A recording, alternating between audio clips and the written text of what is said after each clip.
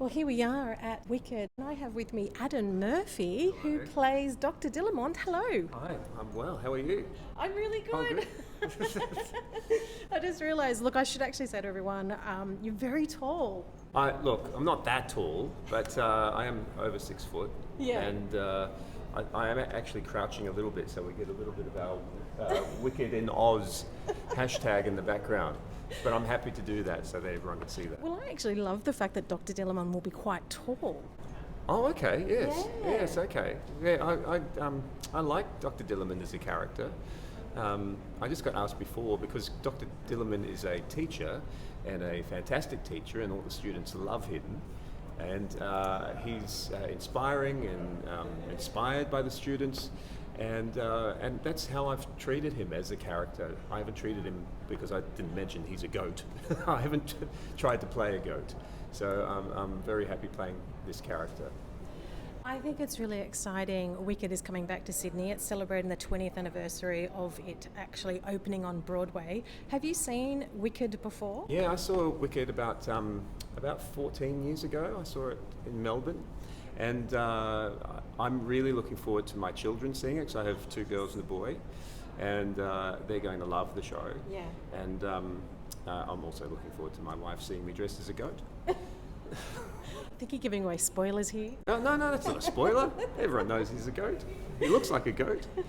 Yeah. I mean, I remember the show. I remember how great the show was. I knew people in the show, and but I hadn't.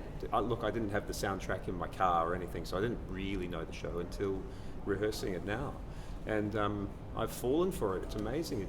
It makes me emotional sometimes watching it. I don't know if it's because I have daughters or, having 2 really strong female leads is amazing, and their friendship, and the music is amazing. There are buildings tall as clocks with trees, restaurants, libraries, palaces, museums, 100 strong. There are wonders like I've never seen. It's all red and it's all green. I think we found a place where we belong. I've been in technical rehearsal able to sit out the front and watch some of our show, and it's a little bit overwhelming in a way because the scale of the show is it's enormous, and the lighting and the sound. And I know what I have to do in the show from my point of view, but when I get out the front and see the scope and the scale of it, it's incredible. It's absolutely amazing. So I look forward to Sydney seeing it. So I'll be back for good someday. Make my life everything I live, but for today we'll wander and enjoy. Tell me about your character research, how you researched to become the character. I did some online research, a lot of Google. Google comes in handy. A few of my friends have played this role in the past. Rodney Dobson played. I spoke to him. He was the original Dr. Dillamond in Australia, and so we've had some chats. But I'm also aware that I want to do my version of this character.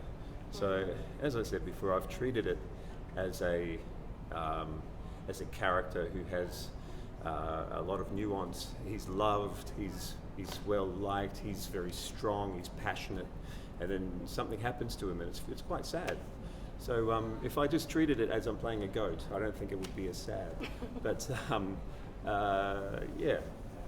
You've recently come off the Australian tour of Mousetrap. Was there anything in that character that you brought into this character?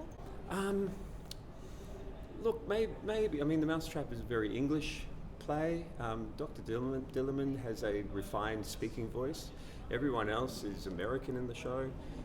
Madame Morrible has a refined way of speaking, but so is Dr. Dillamond. So possibly the way I spoke in the Mousetrap may have led me into a Dr. Dillamond-esque sort of way of speaking. But I actually love doing something quite different from what I've done before. So, before Mousetrap, I mean, we had COVID, but before that I did a show called Fun Home for Sydney Theatre Company and Melbourne Theatre Company. And before that, I was in Shakespeare in Love, Melbourne Theatre Company. I was in Aladdin. So it's almost, if you put those characters next to each other, they're quite different, and that's what I enjoy about performing. A lot of people talk about Wicked and sort of the alternate universe. Where do you think Dillamond sits in all of this? Because they also talk about the social political underscore that happens with the script. Right, he's very important to that because he almost instills that into Elphaba. He mentions to her the political undertones, the things that are changing in society. He's the only speaking animal left at the university. And he remembers a time when there were snow leopards and wildebeests and antelopes, and he's the final one, and it's changing, and animals are losing their voice. So he instills that political idea into Elphaba. We've been so lucky with this production of Wicked because our creative team have been a part of the show for 20 years, and so they've held our hand, guiding us through, helping us hit all the beats, all the jokes, all the storylines. And it's really strong, and the cast is amazing. The two girls are amazing, the principals are amazing, the ensemble are outstanding. The amount of triple threats in that, the voices, the movement, it's a spectacle, it's a spectacular show, and people should come and see it again. Isn't it amazing? I'm so excited for it to come back. Well, I can't wait to see you, and I can't wait to see Wicked. Wicked is celebrating the 20th anniversary of it opening on Broadway here, just at the moment, just in Sydney. Hopefully we might tour, but we don't know. But it was an absolute pleasure to talk to you. Great, and you. Chukas, have a great season here. Great, thank you. I'm looking forward to it. Do we say rejoicify? Yeah, okay, you can say that. Thank you. Beautiful. So I'll be back for good someday. Make the life and think I live, but for today we'll wander and enjoy. One short day in the Emerald City. One short day to have a lifetime. Nice to be in orbit.